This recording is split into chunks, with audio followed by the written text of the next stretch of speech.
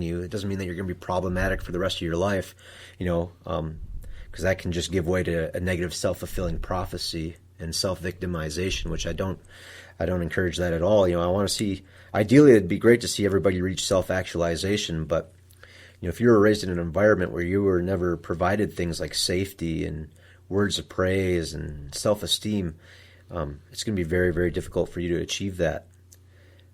And as children, I think we're dependent on our parents and other role models to provide that for us.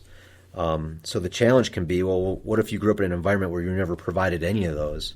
And of course, these are all needs from Abraham Maslow, who's a social psychologist. So part of the challenge for me as an adult who was never really provided that was I had to find other people that were going to help provide that for me, and I guess to a degree had to just learn how to provide that for myself. And I think by modifying my friend group, my environments, and things like that, ultimately was, I think, allowed me to tap into what my potential is, because up until then I had no idea that I even had such potential. And I think it's great that you were believing in yourself and that you didn't beat yourself up and just say, well, I'm just a horrible person. That happened. And that's who you are for life. Yeah. You said, no, okay, that happened. You owned it, and you're not proud of it, but it did make you the person you are today. Yeah, it's really tough. Like I said, January 12th of this year is the 7th anniversary of my offense. So it's always a reflective time for me. And it's always difficult because people always ask, guys in group will always ask, if you could go back and do it differently, would you? And it's like, well, how the hell do you answer that? Because it's like, knowing who I am today and what I've gone through and what I've learned to get me to where I am today, it's like, well, I don't know if I would go back. But at the same time, that doesn't mean that I wish any harm on somebody, nor do I wish to harm somebody again. I just had to, people go, well, you make mistakes. I go, well, that wasn't, I don't look at my offense as a mistake. It was a choice. A mistake is, I locked my keys in my car, going home and then physically assaulting somebody is not a mistake. That was a choice. I chose to do that, and then these were the consequences of that choice. I guess for me, it's just developing a sense of empathy and understanding for, again, my behavior and how it impacts other people. And once you become aware of who you are and you're aware of how much of an impact you do have on other people, I think, I don't know, unless you're a psychopath or sociopath, it should be pretty easy for you to modify your behavior or think twice. And I just want to paint a picture for, person listening right now. Mm-hmm. You look like you could be a guitar player, a drummer in a metal band. Usually I just get drug dealer, but yeah, that works. Okay, well, maybe. Or Jesus. But, yeah, Chance has this long dark hair. He's in all black today. And, I bet that kind of, when people come in, they're like, hey, where's oh, you are? Oh, okay, I thought. Yes. The irony here is that I was pressured my whole life to look a certain way, to be a certain way, to kind of mold myself to society's standards. And I've always been quite defiant in that sense. So I'm quite humble and blessed that I've been able to do what I do. And part of what has allowed me to be able to do that is just by being myself and being authentic and sincere. So yeah, what you see is what you get. But I love that I've had so many clients come up to me and say, I was really pissed off that I had to come to this group. As soon as I walked in the door and I saw you, though, I was immediately relieved. And just the fact that, my physical presence can provide that for somebody, to me, that's humbling and encouraging. And I don't know, I guess it's kind of weird because I feel like I'm just talking about myself and I don't want to inflate my ego too much. But I do feel good knowing that I got to bend the rules and that just by being myself, ultimately that's what led to me being able to, I don't know, I guess get one step closer to self-actualization. Right. Maybe. We have this thing that we're doing eventually, one day, where we're going to go into Subway. And one of our guys, Chris, has long hair too. And we're going to act like I'm going to call the Subway. I'm going to get the manager's name. I'm going to go in there, and we're going to set up a table, and we're going to have fake shampoo, and we're going to say that he's here for the, what did I say it was, Ryan? Like a hair signing. Yeah. He's going to sign autographs and pretend to be Just advocate for his hair. Yeah, so would you be down to come to Subway and you could say you're like the lead singer of some band? I don't care. All right. Yeah, I could have some fun with that. We just got to make sure we do it outside of Petoskey. All right. Boyne City. I visit the Petoskey subways more than I'd like to admit. We're going to have posters and stuff, blow them up. We're going to put them up. We're just going in there and just going to act like we're we're supposed to be here. Oh, yeah, Michelle said that, she's cool with it. We're just going to set up over here, talk to her, we're just going to start signing autographs and just talk to people when they come in, because people will come in and you have that moment. I know this from being in radio, where first they come in and they're like, "Oh, who's this?" What? And they're afraid. But if you approach them the right way, and hey, look, they'll come over and they'll buy everything we're selling to them. Like, "Oh yeah, do you like that band? Well, that's the lead singer." And I don't know. I think it sounds great. Maybe this is my addict behavior. Trying to compensate here. We're just like looking for a new rush. recovery. You should have seen the stuff that I wrote down when I was drunk. Everything was a great idea. I'd start watching the dumbest TV shows, and I remember this one called Lizard Lick Towing, which is, I can't even believe I wasted life on that show. And anyway, I'd wake up the next morning, and I look at these scribbled notes, and I'm like, what was I thinking? The fuck? That's the dumbest thing I've ever heard. Like, I wrote that? I'm like, yeah, I did. Like, wow. Yeah, so just imagine how worse. You never know, though. How bad it could be. You just got to take a chance, right? Hey. Yeah, Ryan called earlier and he was like, "Hey, is Chance there? Any chance?" Oh, man. I just laughed. I was like, yeah. So when guys do come in here, though, back to the I just had to throw that out right. Because I figured Chris would want to know, if he's got a buddy. And we got a new hair on the show. Yeah. Well, we could do it. We can, what we could do is have a competition, measure, see who has the longest hair, and then that can create some healthy competition. Mm-hmm.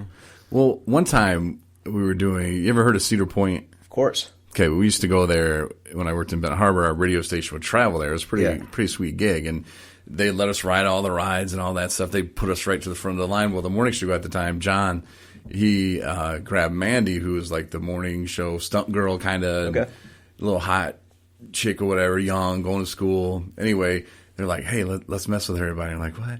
So they were rushing them to the front of the line, threw this coat over her head, and they started like running like they were security, and they were like, people started screaming, "Oh my God, I love your music!" And like people were just buying it, and then it spread, and the next thing you know, people were saying Britney Spears was there, and it was just like, it was so comical, like what people will believe. And that's what I want to create at Subway in Boyne City. All right. I want them to remember. I haven't been to the Subway in Boyne City, so it should all check out just fine. I went there the other day. They seemed all right. Mm-hmm. They seemed cool. They'll be ready for it. Yeah. Anyway, so back to other stuff. Life. So when people, though, come in, and I'm sure you've seen the people come, I'm just going to speculate. They come in, they're sitting with their arms crossed, like, "I don't need to be here," lying, this and that, it wasn't my fault. And then by week 10, it starts to sink in, and you see a change, and they're not coming in with their arms crossed. They're saying hi to the rest of the guys. They're a part of something. Whether they want to be here or not, they have to probably be here most of the time, and now they're a part of something, and they don't have to feel ashamed. So when you see that happening, it has to be rewarding. Yeah, it makes me feel like Mr. Miyagi, for all those who've seen The Karate Kid. It's just the whole time these guys are in here and they're angry, they're frustrated, they don't realize that maybe they are learning something, and then over time they start actually applying this stuff at home, and then they come in with results, and their whole attitude changes, Kind of going back to the Mr. Miyagi reference, the whole time he's telling Danielson to wax on, wax off, and the kid's like, "Well, what the hell, man? When do I get to learn some real karate?" And then, you realize, the whole time he was teaching him karate, So it kind of feels like that. Maybe I'm using some outdated references here, but Corey likes the old movies. But that's nice. Yeah, laugh track. For me, it's Gotta do that for Ryan's jokes. But that ultimately, what helps me with the defensiveness and the guardedness is that I expect that. I expect guys to come in here and to be guarded for at least a month to 2 months, and I allow myself to be okay with that.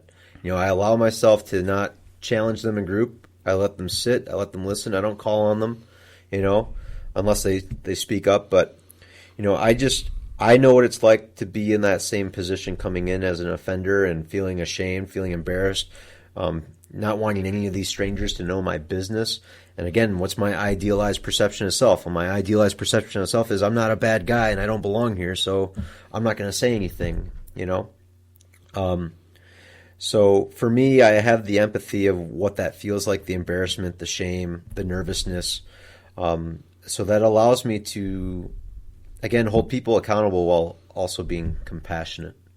Knowing that over time, the more that they listen and the more they hear the other guys in the group talk, I think the more they'll actually start to better understand this program. So, yeah. Now, because of the title of the show, there's probably a lot of women going to listen just for the fact that it has men behind the scenes in the titles. And they're going to be like, oh, wait, what? What advice or what would you give? First of all, I just want to say this too. Obviously it's a men's group, but men can be victims too. Yes. And, so I have to be careful because I don't want to just say all the women listening right now, if because that's not fair. But if somebody is listening and maybe they're on the other end of it, what advice would you give to them? Because maybe, they're, like I said earlier, like, oh no, he gets off of work, he's going to be home at 5, and oh, I got to be gone. I got to go to my mom's because he's going to be, and he's going to be drinking. I got to wait until he's at this level before I can come home, because then he's not mad at me anymore. He's mad at President Trump or Obama still or whatever. Like what advice would you give them? So advice to women who are victims of domestic violence or survivors of domestic violence? Yeah, and I mean, besides like cut the brakes, like don't do that. Well, I think the biggest thing that I would like for women to pay attention to is what are the actual signs of being in an abusive relationship, because I think there's a major lack of education there. I think a lot of men and women both think that domestic violence is just exclusive to physical violence or sexual rape, and it's not. It's a whole continuum of actually non-physical tactics, ranging from intimidation. So again, this would be like yelling, screaming, slamming the door, breaking stuff, to facial gestures, your tone of voice, to emotional abuse and verbal abuse. So this would be put downs, name calling, him trying to make you feel humiliated, him trying to make you feel guilty all the time, or trying to convince you that you're the one that's crazy and you're the one that needs the help and he's just fine. Again, this is a very manipulative, emotional form of abuse. There's isolation, which is trying to cut off or control who she is and is not friends with. Going through her phone without her permission, going through her social media accounts, stalking her at work, telling her that she can have a job or not have a job, or if she can or cannot go back to school. And that's I think the isolation theme is a huge one with technology today, especially with things like social media, Snapchat and Facebook and Instagram and things like that.